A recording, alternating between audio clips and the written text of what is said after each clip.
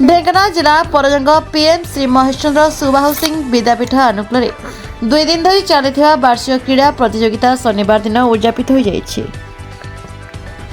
शुक्रवार दिन विद्यार प्रधान सेवक प्रशांत कुमार विक्रम सिंह वार्षिक क्रीड़ा उत्सव को उद्घाटन करथिबा बेले शनिवार यार उद्यापनी उत्सव अनुष्ठित होइतला। उद्यापनी उत्सव में उक्त विद्यार अवसरप्राप्त खेल शिक्षक चैतन्य कुमार नायक मुख्य अतिथि भाव जोगदी खेल कसरतर उपकारिता एवं यार शारीरिक मानसिक बौद्धिक विकास दिगरे अग्रगति करने एक माध्यम बोली छात्र छात्री उद्देश्य वक्तव्य रखिते।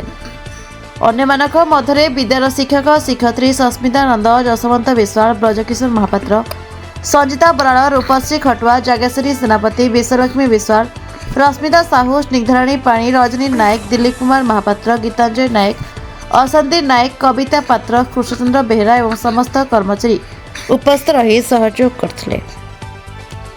खेल शिक्षक प्रशांत कुमार नाथ संजीव भूतिया अखिल वर्मा मनोरंजन बारिक प्रमुख समस्त खेल प्रतियोगिता गुड़िक दायित्व निर्वाह करथिले।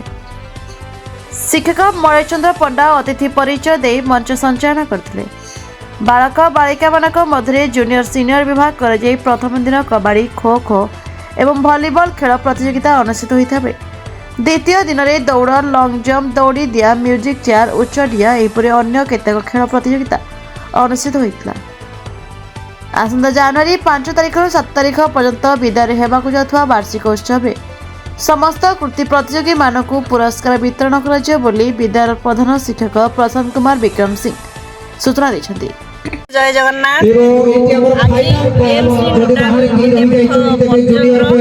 वार्षिक क्रीड़ा उत्सव उद्यापित हो सिनियर विभाग पे खेल कसरत करी प्राइज पाई से सब वार्षिक क्रीड़ा उत्सव रे पुरस्कार प्रदान करा जिवो।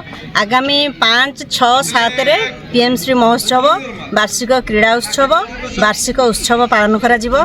जहा हो आज बहुत खुशी लगिला उद्यापन उत्सव रे विद्यालय प्राक्तन क्रीड़ा शिक्षक श्रीजुक्त चैतन्य कुमार नायक महोदय उद्यापित कले।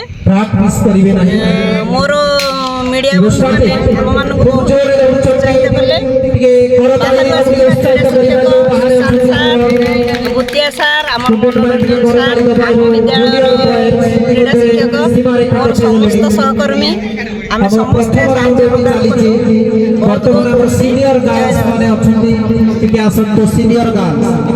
ढेंकानाळ जिला परजंग ब्लॉक रु निर्मल गणनायक रिपोर्ट ना ओडिशा न्यूज।